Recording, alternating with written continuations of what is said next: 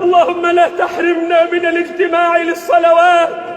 اللهم إن نبيك علمنا أن نفزع عند الشدائد إلى الصلاة لك، فنعوذ بك أن نحرم من الصلاة لك، ونعوذ بك أن نحرم من الاجتماع في بيوتك.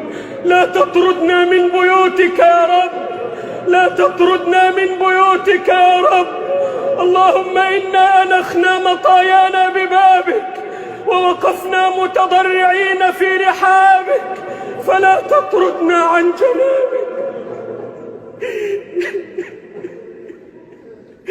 اللهم لا تطردنا عن جنابك، اللهم لا تطردنا عن جنابك. اللهم اجعل هذا الوباء تذكيرا للعصاة والمذنبين، واجعله ردعا للظالمين والمتجبرين، واجعله حسرة على الكافرين والمنافقين.